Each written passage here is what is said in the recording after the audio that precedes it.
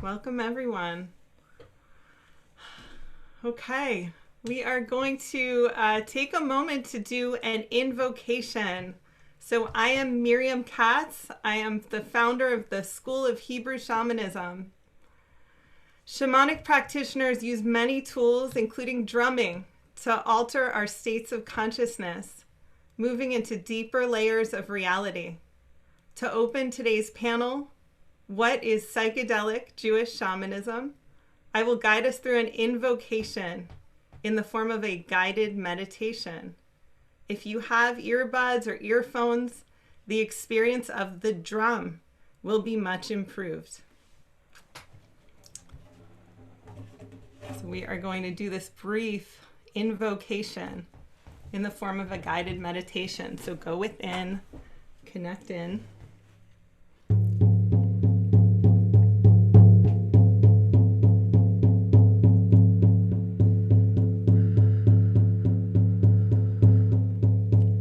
As we tune inward and listen to the drum, we notice that our logical left brains begin to slow down, tuning into the imaginal inner dimensions that lie inside of us, just waiting.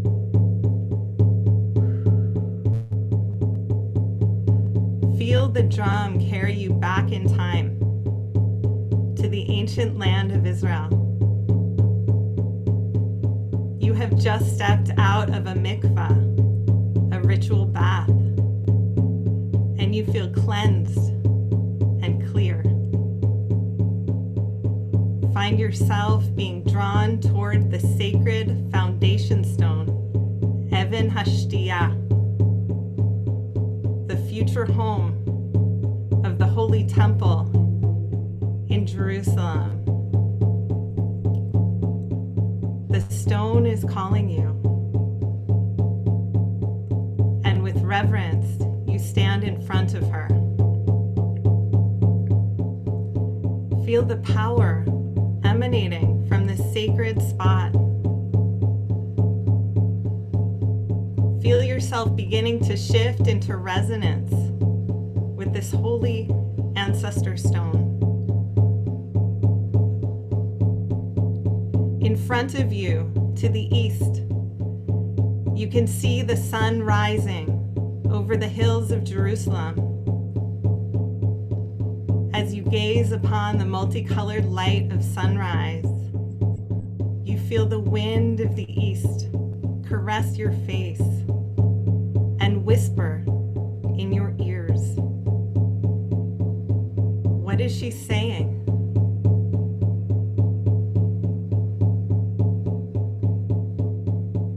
To your right, the wind of the south carries the sands of the desert, scalding your body with the energy of fire. Allow the heat to move through your body, burning away old thoughts and beliefs. Fire is the great transformer. From behind, the wind of the west blows cool relief upon you from Yam Tichon, the Mediterranean Sea. Feel yourself renewed and embraced with the cleansing powers of water. To your left, the wind of the north blows down from the mountains of the north, carrying the scent of fertile earth. Feel yourself held and grounded by the nurturing earth. The cry of an eagle draws your attention upwards, and you notice the dawn star still shining as the sun continues to ascend. The heavens stretch above you in all directions, and awe fills your heart as you gaze upon them. You drop to your knees, pressing your forehead to the cool stone, Evan Hashtiyah, who holds back the primordial waters beneath you, tuning into the churning and the rhythms of the earth.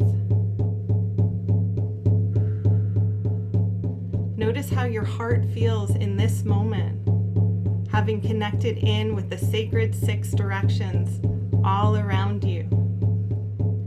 The heart space is the 7th direction, the direction of within. This is the sacred spark of life within you. Tune in and notice that spark. Invite it to grow and expand. Recognize the holiness that you carry within you. And find gratitude to your heart for holding space for this journey.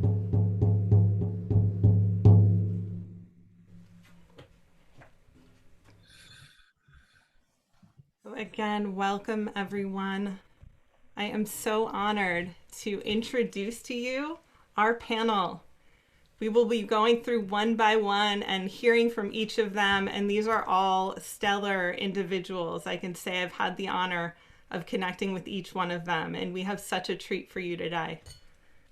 And so now to open, we will be inviting Cohen, Rachel Kann, to share a beautiful offering of hers. Rachel Kann. Rachel is a devotional poet, ceremonialist, and practitioner of healing arts. She will open this conversation with an award-winning poem called Ba'alat Ov. Thank you so much, Shamanist Miriam. It is so good to be together. Thank you for dropping us in with that beautiful blessing. Ba'alat Ov, Shamanist. It's not only that you will be asked to face your greatest fear, be rent and completely shattered, and notwithstanding, your pulse will keep hurtling, slap gallop in your veins, or the demand that you transcend that battle, rise resilient enough to mine your very soul's alchemized grief with no guarantee, only the possibility of any extractable medicine. It's that then you will become your own greatest fear, your own rather die than. Swim 18 knots past humble, 36 strokes through humility, 72 drown kicks in humiliation, the aquatic silence of Bitul.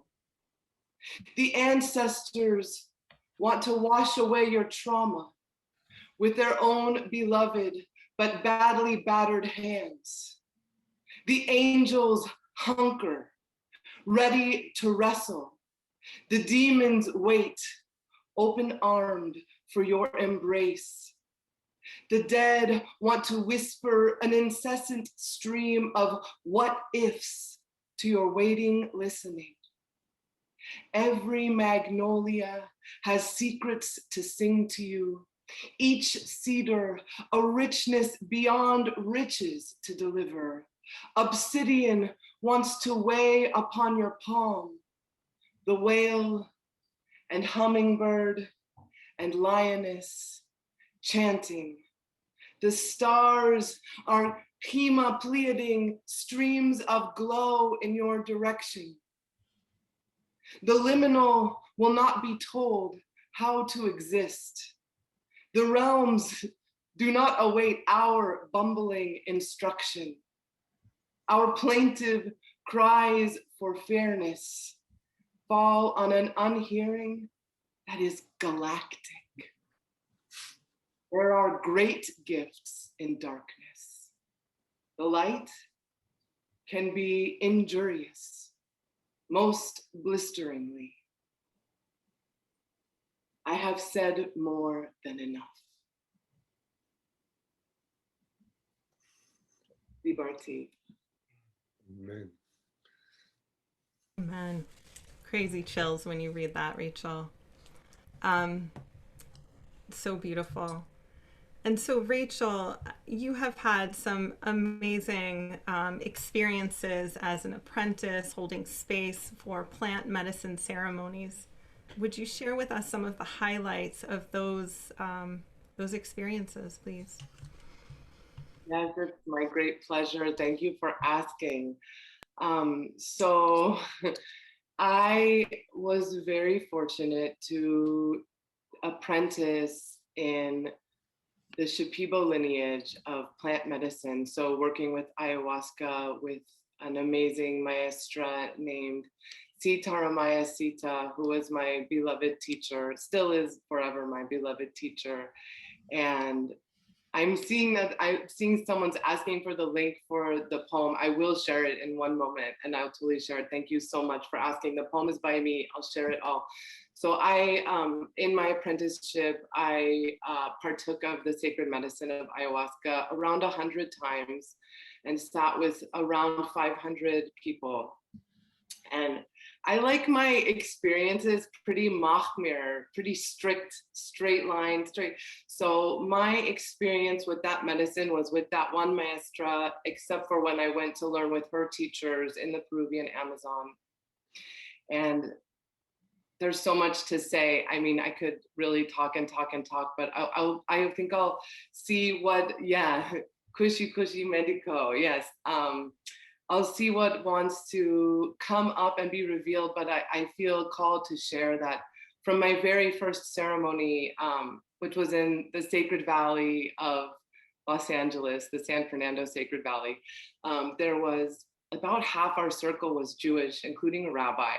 And so from my first experience with it, I was kind of blown away with how many Jews were called to the work, and how much trauma is wanting to be healed, and how much this sacred wisdom, this entity, this plant medicine, which really has its own intelligence and its own personality and wisdom, is really working to heal the trauma of the world.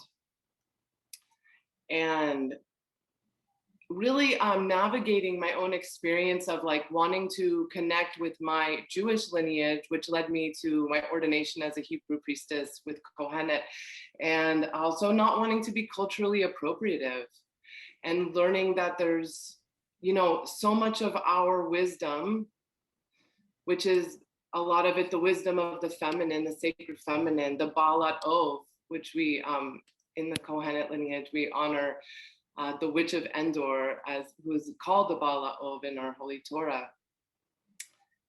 You know, this stuff isn't recorded. This isn't part of what's recorded. This isn't written down by the people who were writing stuff down. And a lot of the learning when it comes to shamanic work, it's not written down, it's passed down. So I'm a forever apprentice, always loving to learn, and had transcendent experiences in ceremony that took me to the desert, much like your guided drum opening meditation, Miriam, where I felt like I was in golden light in the desert. Yes, it's written in the white fire on Main and Seth.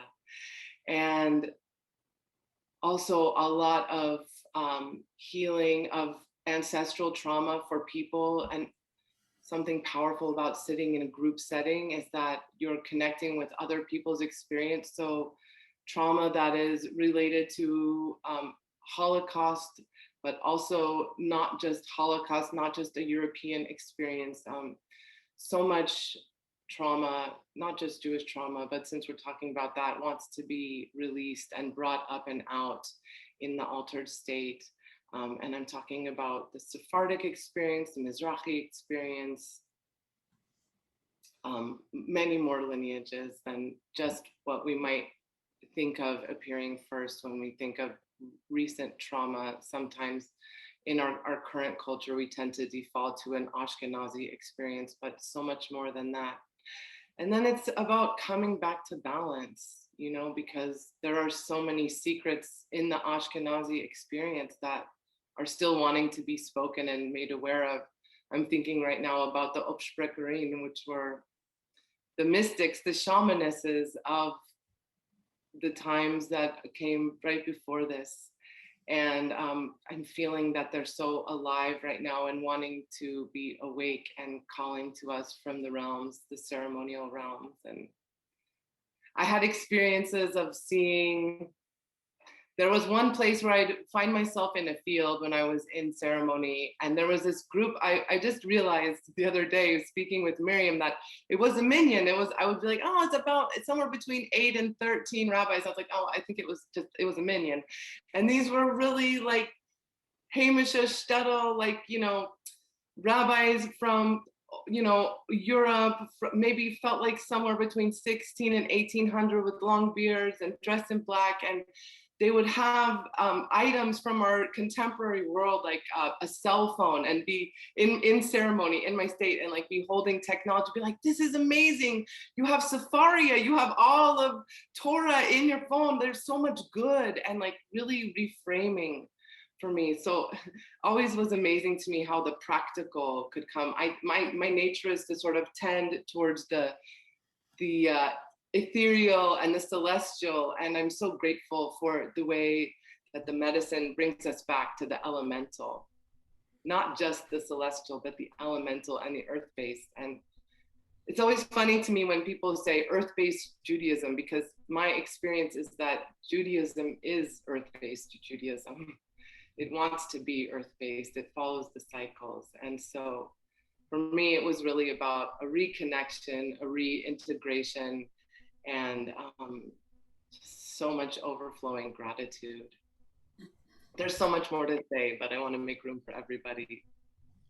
Thank you so much, Rachel. And I want to let all of the listeners know that if you have any questions, you can put them in the Q&A box. We will be going through them at the end and offering them. So if you have a question for a specific panelist, you can ask, but just general questions as well for the whole panel.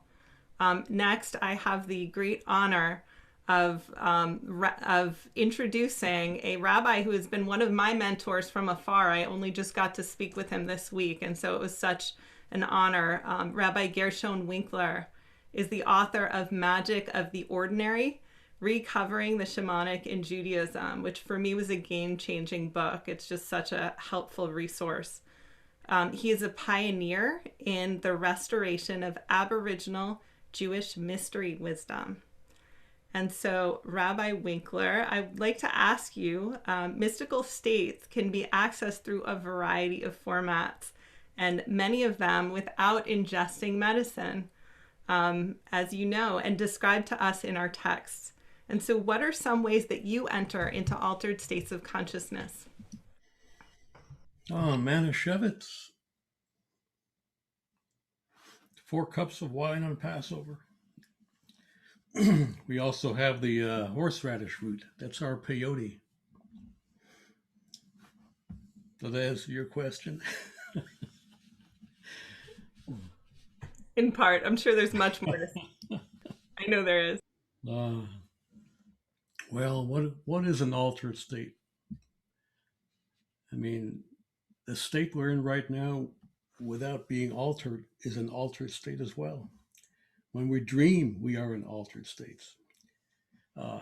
Altered states are in many, many shades, many, many colors. You can go out into the woods and surrender your awareness to all the friends that are there waiting for you. All the trees and all the twigs and every little leaf. All of it is a camouflage of great mystery. And when we surrender to it, rather than looking at it as a walk through the woods, but rather as a visit to someone else's domain, then we enter that domain. We can get into the altered state of the tree, of the grasses, of the mushrooms growing out of the ground, out of the rocks, out of the stone, because all of it is very much interrelated and integrated.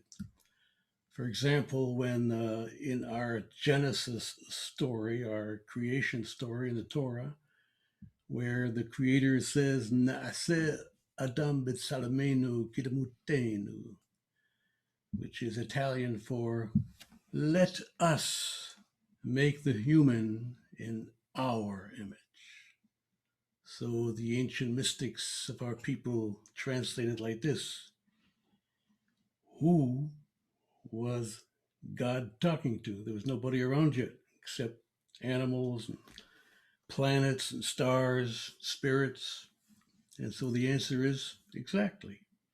The Creator was speaking to all of what had been created and said to all the trees and all the animals and all the planets and stars and said, let us make the human in our image. See, so we can alter the state of our awareness from the standard operational procedurally human place in a way that connects us to everything that is around us, to all the elements and all the beings with whom we share this planet. By leaving the state of alter that is human, which in itself is an altered state, because we really don't have a particular state. We think we do. We think we are starting out from a center of being human and then moving out into altered states. But these teachings remind us that no, you ain't got no state. You're stateless. You're a creature without portfolio. You're a being comprised of everything, including the chaos of Genesis, the chaos of creation. That's why we're such a mess. And all the birdies, they're sitting on the wire watching us go to therapy right over the parking lot. Before they crap on your windshield, they say, look, there he is again. Oh, there she is again. Because the bird has no problem. The bird came into this world as a state, identified and defined, has everything it needs to travel, doesn't need to go to Target to get new clothes in spring or summer or when it loses weight or gains weight. It is not stateless.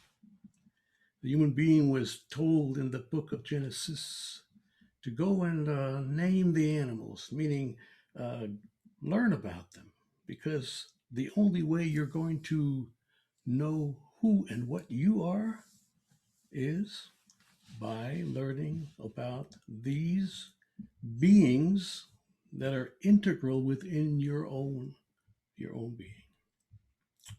And so altered states is wherever we want to go.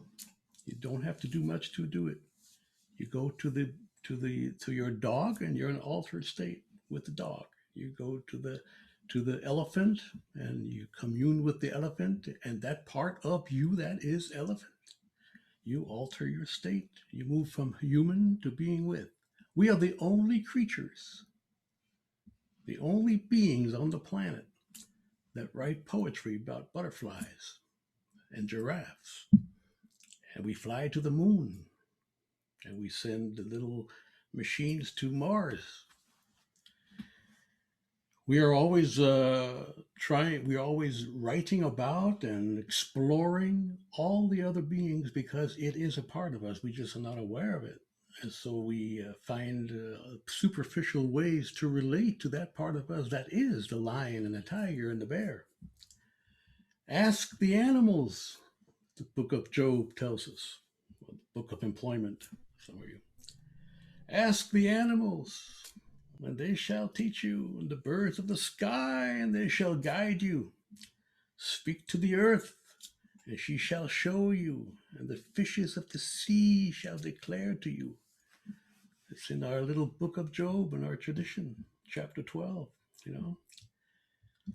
We do not distinguish between a living and a so-called lifeless nature. We do not acknowledge the distinction between the psychic and the corporeal in our tradition. Earth and stones, everything is alive. The Midrash, our oral tradition, tells us that when King David was completing his best-selling book, the Book of Psalms, He turned to the heavens and he said, Ribono shel olam, or maybe Ribono shel olam, Master of the universe, has any creature in your universe ever sung as many praises to you as have I? At which point, the Midrash tells us, a frog leaped upon a rock in front of him and said, Ribbit, which is Aramaic for I sing more praises to the Creator in a single day than you in your entire lifetime. And there are many teachings like that where everything that we assume is outside of our realm, outside of the human realm, is brought to our consciousness as actually not only being within our realm, but being within ourselves. We cannot be a full human without also being aware of all in our endless mystical universe that makes us who we are. Altered states are so many. There are as many altered states that we can achieve as there are species of insects, each one with its own song, as there are species of birds, as there are blades of grass. The 18th century Rabbi Nachman of Breslov, the great-grandson of the Baal Shem Tov, Rabbi Israel Baal Shem, he talked much about this, about how important it is that when you go out to pray, you pray out in the fields with the grasses. Beautiful. Because they too are praying. You can get into the altered state of being with the grasses, singing and learning the song of the grasses. When Jacob sent his sons out to Egypt to get some food, he said to them, take along with you the song of the land. Every land, every piece of earth has its own song. Very true. Thank you so much for your beautiful answer. There's so much poetry always coming out of your mouth. It's amazing. And I'd like to take this moment to introduce Hadar Cohen, out of Jerusalem, I believe, right? You're in Jerusalem? Hadar is a Mizrahi feminist multimedia artist, healer, and educator. And Hadar has something amazing to say about how we can access a spiritual aspect of Jerusalem from wherever we are. And so Hadar, welcome, and please share with us. Thank you. Thank you so much, Miriam, for moderating, and for the panelists and attendees and all the organizers of the Jewish Psychedelic Summit. It's such an honor to be here and have these conversations that are quite deep and profound, and rooting it in Judaism warms my heart, because you often don't see that. And it's interesting. It's like, I've been hearing with the other panelists, it's just like this talk of Jerusalem. And for me, Jerusalem is an altered state of consciousness, just as a city and as a concept in of itself. I was born in Jerusalem, and my family has been there for some generations. And a couple years ago, my grandma passed away, whose lineage is from Jerusalem. And I was super connected to her, and it was obviously like an incredibly traumatic and grief-filled experience. But I was so connected to her soul that she took me on the journey with her as she was dying. And for like weeks and months after, I started having all these really intense visions every time I went to sleep, and I felt like she was really guiding me on this journey to what comes past life. And I think it's really interesting, because we as humans, it's like we're tasked with this really challenging journey of experimenting and experiencing the material realm, the physical realm, the time-bound realm. And one of the things that happens is that we fixate, our mind fixates, and it forgets that there's anything beyond that. And with death in particular, but also, with so many other things in life, it kind of ruptures that for us, and it makes us remember that actually this physical reality is certainly not the only reality. And if it's a reality at all, it also might be somewhat of an illusion. So for me, I had this experience that through death and through ancestral memory, I was always very connected to the city of Jerusalem. And, I was always raised with a lot of holiness and devoutness to God. And it was always quite confusing for me because I did feel the holiness of the land, but I also knew that Jerusalem was so much more than what was in the physical realm. And when my grandma passed away, she really took me to Yerushalayim Shel Mala, Jerusalem of above. So in Kabbalah, there's, parallel worlds that exist and parallel dimensions. And they all simultaneously correspond to one another. And there's a teaching that there's Jerusalem of above and Jerusalem of below, right? There's a physical one and there's a spiritual one. And I feel like I've been very fortunate to find my home in Jerusalem of above. And when I found that home, I realized that it made me see the physical dimension in a whole different way. And I think this is something that is connected to what Rachel was talking about earlier about trauma and collective healing, which I think is really potent and really incredible. And I think that, psychedelics and multidimensional experiences are really fundamental to that work, because for me, a lot of it comes to this question around safety. I think this question of how do we feel safe is one of the most fundamental questions of our time, because we might think that we feel safe with police states or with militarization or with whatever that may be, but then we check in within our internal experience and we can notice that it's actually still filled with fear. And the reason why that is happening is because we're rooting our safety on a realm that is actually very transitory, right? The physical realm. We're trying to protect our physical bodies. But actually what we want to find is where we feel spiritually safe, because that spiritual safety is eternal and never ending.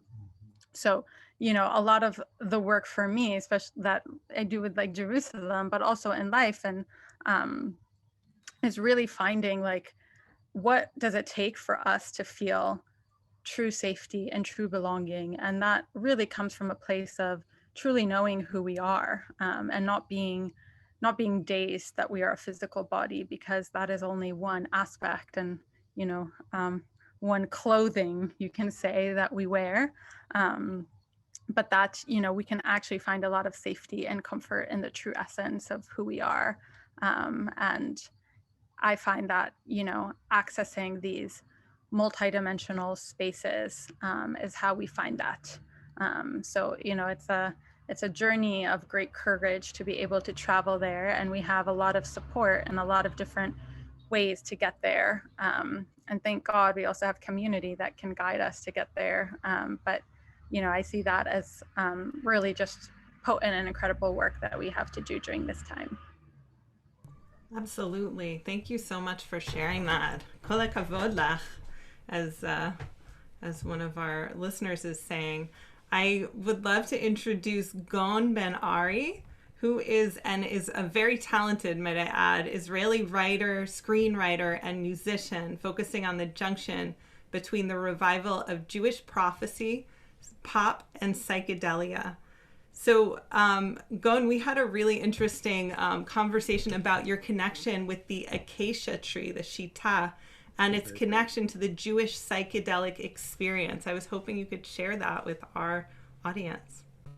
Yeah, please. First of all, I just have to say I'm so excited being here. Just the opportunity of talking about saying things like that out in public makes my heart warm. So thank you for everybody. And I just noticed you have the shita on your drum while you were doing the invocation. So to me, it seems the shita is one aspect in shamanism that connects the shamanic, the pan-shamanic thought in some way to what I understand of the Jewish thoughts, in the sense that in the Torah, the insights of the holiest of holies of the Mikdash are said to be made of shita. It is usually shitim covered in gold or in choshet, in iron. The insides of it are made of shitim. And I say shittim in plural because it is only referred to in singular form once in the book of Josiah, when talking about the desert acacia. The other, I think 30 times almost that the Torah refers to the acacia, it refers to it as shittim, multiple shitas, multiple acacias. And in a way, a shita in modern Hebrew means a way or a method or a system of being. When we say hashita sheli, it means my way of doing things. So one of the ways of that I heard modern rabbis read this is that the holiest of holies is made out of ways of living. Like once a believer becomes authentic to the true identity of the self and knows how to search their own way through the tikkun, this is what paves the holies of holiest. And I met, this is what I knew of the acacia from our studies. Then when I came to Peru, to Iquitos, to do a dieta with the acacia tree, it was this idea of combined the Shipibo and Jewish shamans a few years ago to a diet on the Shita tree, 30 people died, mostly Arabs and Israelis. The Shita was brought from Israel. And once we got there, some of the Shipibo shamans explained to us that, I don't know if you know this, but the Shipibo, when they are confronted by a spirit of a tree, which usually manifests through a song or a specific sound, they draw it or weave it into an embroidery that afterwards one can read almost as musical notes, but also as a bookmark of the spiritual state you've been to. So when Shipibo shamans meet acacia spirits, they usually draw Magen David. They draw like the Star of David sign is the manta of the Shita. And when you hear them speak about the acacia, you understand that there is something deeply monotheistic about the idea. They call it Reina del Desierto, the queen of the desert. And its idea is that it doesn't need anything else in order to exist in the desert. It is fully fine just with being itself. It doesn't need anything else for itself. And that somehow touches on the deeply Jewish idea that I think somehow we forgot that is so elemental to Judaism, which is monotheism, like a hardcore, real monotheism, not not falling into the agnostic dualistics that other ways of thought fall into. So like if you look at the Torah, a lot of what our God says in the Torah is, I am here alone. There is no need in anything else. I exist alone, and I should be enough. And the Acacia, in a way, I think teaches that. I think it sounds a little poetic when I say this, but I think it's extremely important, just because if the word is not gnostic, if it is really one, if it is hardcore monotheism, then it means a tikkun is more possible than in the gnostic thought. You know, like Christian philosophy a lot of the times will tend to make you believe that there is another word than this word, and the connection between the two words is only possible through thought or death, basically. But the hardcore monotheism that claims that all is one is striving towards a tikkun. It claims that the other word and this word have a deep communication between them, in the sense that this word is in the process of becoming the other word. This is why we call it Olam Haba, the coming word, literally the word which is making its way here. And I think in a reality in which, in the reality in which we live, where our concept of reformed has been kind of soiled by the jail system. Now, when we think of reform or change, we rarely see a person who has deeply changed their identity. It's important to meditate deeply on the idea of monotheism and on the fact that the other word is one with this one, so we can use it as a blueprint to where we should change towards, in a sense. think that's it about acacia. Beautiful. Thank you, Gon. It's so nice to know that there are medicines that are uniquely Jewish, that are connected to us and to our roots, and also universal, clearly. But it's wonderful to have accounts of people who have connected with them so that we have a path to follow. Speaking of medicines and paths, I am honored to introduce to you Paige Linsenberg. She is an Aleph rabbinical student. She's writing a responsa to halacha, to Jewish law, on accepting sacred mushrooms into Jewish ritual. So I know this was mind-blowing to me, and I believe it will be also to many of you. And so, Paige, please share with us your work. Thank you so much, and shamati to each of you. It's an honor to be here with all of you.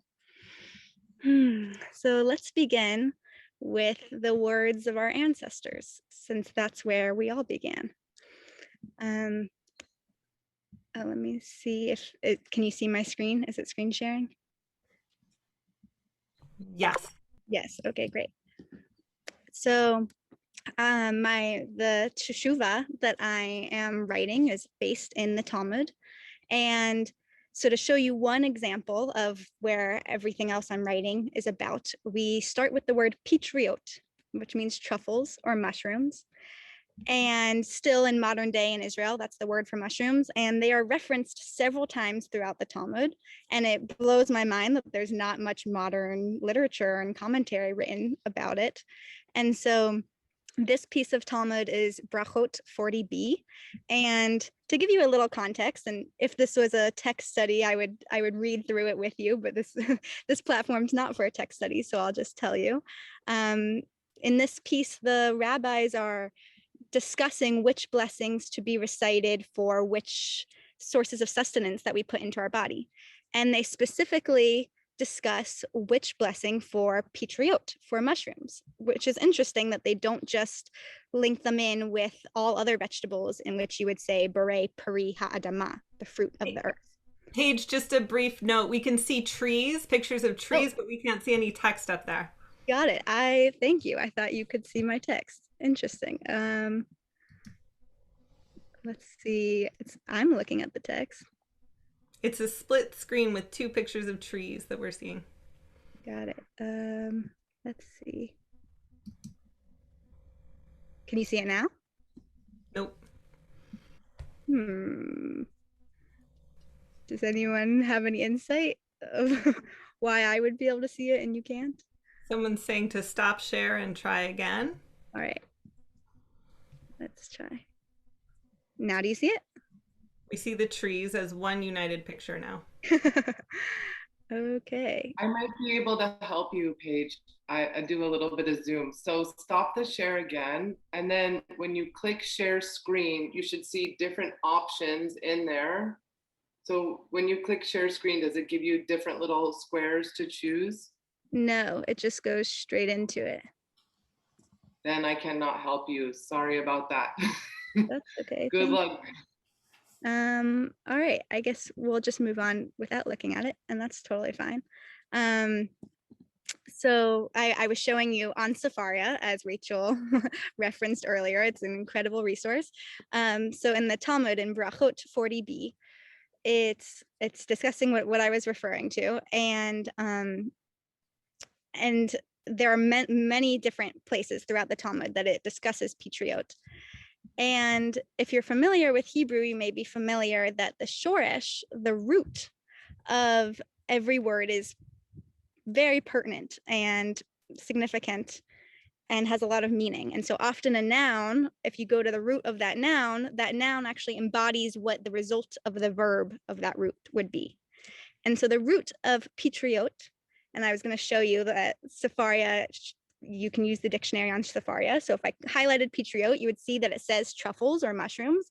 And then if you highlight just the root patar, it shows you that it means to free, to break through, to open, which is incredibly profound that the word chosen for mushrooms is embodying this idea that so many of us have probably experienced of what mushrooms really do. They break you open. they break through, they free something, they free the truth within. And so that's kind of the baseline foundation of this teshuvah, this responsa to halacha that I am writing of, and then I then go into all of the other examples throughout the Talmud and acknowledge, okay, yes, you could be inferring this as just a culinary mushroom, but really when you look into the details of all of the different contexts, it's so clear that the rabbis were using this as a tool, as a medicine to break through, to open, to free. Amazing. And I'm sure that many of us who have experienced mushrooms can say that that is a process. And so, you know, in talking to everyone here, one theme that has emerged is that of shamanic death, of this, you know, death of the old self as a rite of initiation to break through to the next level. And so I'll put it out to anyone of the panelists who wants to speak up about how psychedelics can, you know, facilitate that death of the old and rebirth into an entirely new state of consciousness. I think when you choose the shamanic path, on whatever level you choose it, it's just like, get ready for the ride, because everything that you think you know and understand, and those things, it's like, yes, I'll let go of everything, but not that one thing. That thing I can't. Then it's like, whoop. So, and that's where the healing comes from, because just like Hadar was so beautifully saying, that the things we think in the material world, that whether it's our physical body or whatever, that we want to cling to keep us safe, really the safety that we really, really long for doesn't exist in the physical realm. It's in the spiritual realm. And so that death is a birth, right? And so it has to be. And I'll let other people speak, because I'm sure everyone has beautiful perspectives to share. But I know for me that once I chose the path, it never stops. You never get it done. You're never like, oh, here's your little gold medal. Now you're good. And you're whatever title you want to choose. Now I'm this. No, like you keep breaking yourself against the stone, and you keep coming up against the humiliation, and you keep being lost. And they go, oh yeah, I chose this path. Here we are, you know. So that's what it is. That's part of the beauty of this journey of life. Even choosing just to be human, I believe that human life is a ceremony. And so if we're born, we chose that sort of bumpy ride, you know. But the angels would do anything to like bump their knee on the chair as they sit at the table and break bread, right? We're here breaking the bread, and so we also bump up against life a little bit or a lot. Yes, and I also want to take a moment as we talk about sitting in circles, psychedelic circles or spiritual circles as Jews and as humans. There have been a lot of questions about how do I find that in a uniquely Jewish context, and I think, you know, there are other discussions and other forums that are more suited to finding those resources. But I do want to call out Hadar Cohen and ask her to share a perspective on how we can be more inclusive as Jews, and especially, you know, those of us who come from an Ashkenazi background and take a lot for granted. So Hadar, can you talk to us about inclusiveness, please? Sure. Thanks, Miriam. Yeah, there's a lot to say, so I'll keep it brief. But you know, I think that sometimes psychedelics and these altered states of consciousness can be used as an escape, to escape reality as it is, because reality is painful, and it can lead to circles that then become ignorant of what is actually happening in the human realm. And, you know, my lens and my view is that the reason why we are doing these multidimensional exploration and, you know, going through all these different portals has to be because of service and because of collective healing. And that has to come with an awareness of like racialization and colonization and all of these systems and who's being impacted and who doesn't have to necessarily see those systems.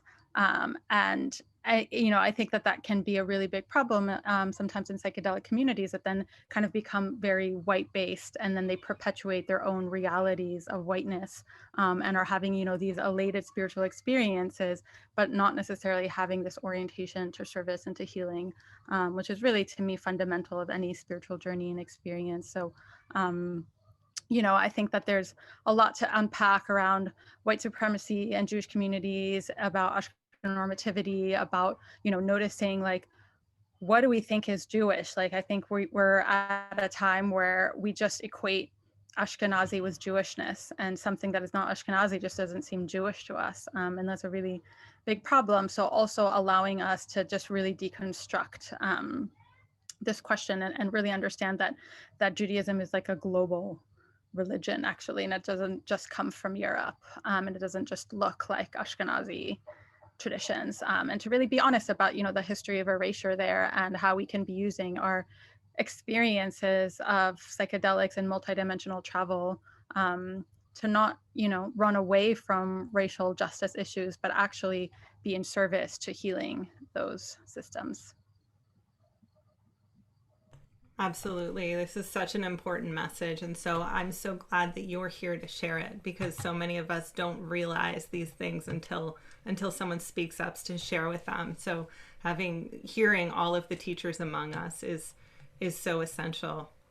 And so as we think about psychedelics and using them in a Jewish shamanic context, are there any other, important lessons, life lessons that the panelists have learned that you'd like to share with us about, what's really essential here? Where should we keep our kavanah, our intention, our focus as we enter into these mystical, deep states?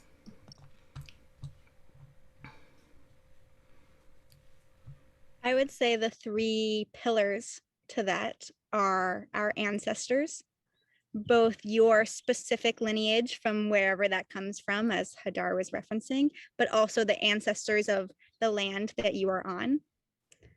And so that would be one. And then two would be the trees and all the other alive beings that are currently with you on the land you are on in that moment of medicinal ritual.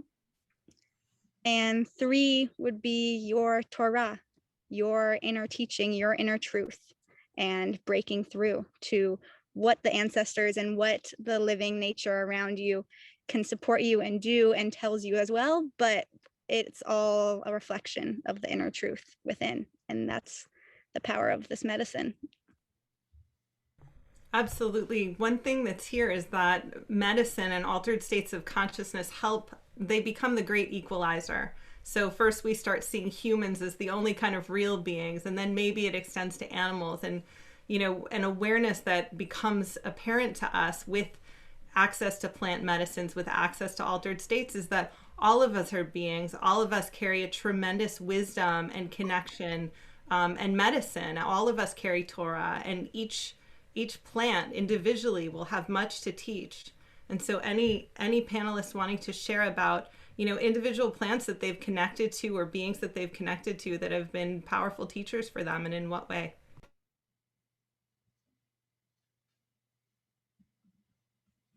I think maybe there is a point that comes to mind in the sense of speaking about medicine as a trauma healer. From the Israeli angle, we mostly get this talk through the MDMA course. But I think there's something about the soil itself as a being or an entity, or something that one can have a relatory experience with, has been a huge part of my ayahuasca experience, doing it with Israeli Arabs. The first time I did it with Israeli Arabs in Peru, most of the talk was about the soil. Like I was there with a guy who grew up in Nazareth, while I grew up in a village called Nahalal, which is about 8 minutes drive away. And we both said that, like, when we were kids, we loved the soil almost as a friend. Like we loved how it felt, how it smelled. We were playing with it. It felt ours. We had an affinity to it. But then growing up, the soil itself was somehow tied, I think, in our minds with political concepts. Like for me, once I became, I think, 13, to love the soil suddenly meant to be Zionistic, and then militaristic and so forth. And like for him to love the soil suddenly meant to be a Shahid and a part of the conflict from that angle. And we were speaking about the fact that only through a lens that sees the soil as a living thing, we understand the importance of reconnecting with it on a pre-linguistic level before we printed it full of stories. Because like the trauma is very complex. It's horrifically, it's terribly like a hierarchy. There's a hierarchy to it. But on some level below the trauma of the occupation and the army service, there's also the trauma of like living with the conflict, with the media blasting us with the idea of what loving the soil means. And it's the trauma of being alienated from the soil as entity, as a thing one relates to, and then just seeing it as a vessel of political stance. And I think like the trauma of living in a story where those who love the place they live in end up fighting and killing and getting killed for it. And I think just, yeah, the idea of it as an entity changed it for both of us. Absolutely. If there's one thing that Jews have in common uniquely as a people, no matter where we come from, there certainly is a dialogue, an undercurrent of trauma. And certainly in everyone's experiences, I've heard, lots of connections to those and ways to heal. And so there is hope, and there is hope through this unique avenue to process what we've gone through and to heal individually and as a collective. And so, we have such rich panelists here. And I have to say, like, we've only just begun this conversation, and I can't believe it's flown by so quickly. And so I really want to honor all of you for your contributions. Paige, Gon, Rachel, Hadar, Gershon, Rachel, sorry. I'm like scrolling through and just making sure I've gotten everyone. You all are so wise. And so if you want to learn more from these amazing teachers and practitioners, you can go to the website. You can also join, if you want to continue the conversation, there is a Facebook group where these conversations are happening, the Jewish Psychedelic Network. And really, we are just so honored to have all of you here together in community. So thank you all for being here. Thank you. Thank you so much. Thank you, everyone. Thank you, Miriam.